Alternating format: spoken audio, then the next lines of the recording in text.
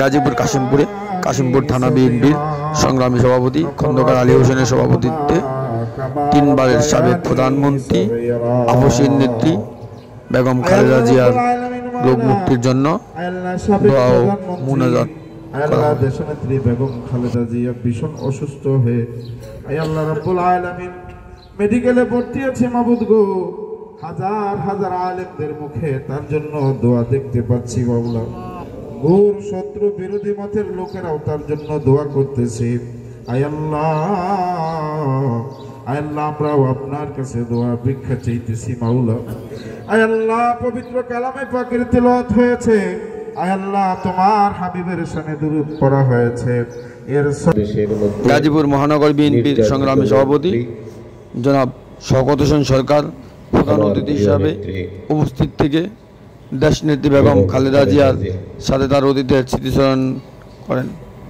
পর্যায়ে হাজার হাজার নেতা কর্মী এদের সামনে নিজের মনের অজান্তি চোখের জলে বুক ভাসিয়ে ফেলেন গাজীপুর মহানগর বিএনপির সংগ্রামী সভাপতি জনাব শওকত হোসেন সরকার।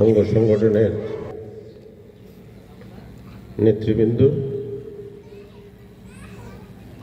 এবং উপস্থিত বিএনপি এবং ধর্মপ্রাণ মুসলিম এবং অন্যান্য ধর্মের ভাই বোনেরা,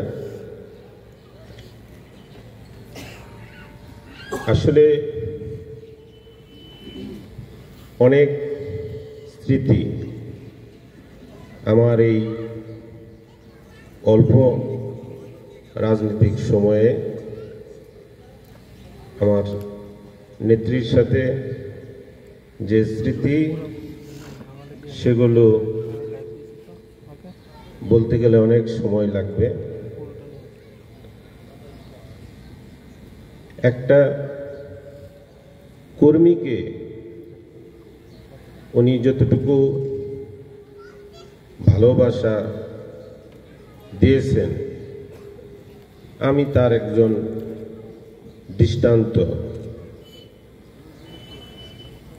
সালটা সম্ভবত 14-15 সালের কথা। গুলশান অফিসে আমি মামলাজনিত কারণেও এলাকায় থাকি না, তখন ঢাকায় থাকি। প্রতিদিন গুলশান অফিসে থাকতাম। উনি যখন আসতো সালাম দিতাম, আবার যখন উনি গাড়ি ধরতো তখন সালাম দিতাম। ওই সময় উনি হুট করে দাঁড়িয়ে গেছে, দাঁড়িয়ে বলতেছে যে কি সমস্যা? আমি আসার সময় তোমারে দেখি, যার সময় দেখি, তা এলাকায় কি যেতে পারো না? আমি কথা না বলে বললাম কি যে এই ম্যাডাম আসি আপনাকে সালাম দেওয়ার জন্য।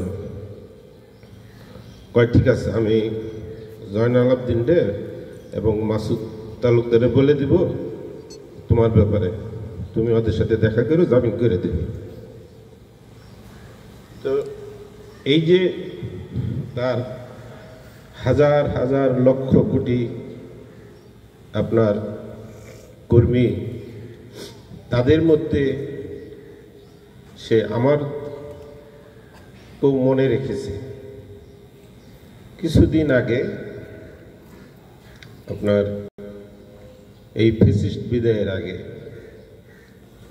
উনি সর্বশেষ যখন ফ্যাসিস্ট বিদায়ের আগ মুহূর্তে থেকে এবার কেয়ার থেকে ফিরবে, তা আমাকে মাসুদ ভাই বললো যে আজকে ম্যাডাম বাসায় যাব, কই আছে? আমি গেলাম। যাওয়ার পরে ওখানে অনেক নেতৃবৃন্দ, পাশের সুইটে আমিও বসা।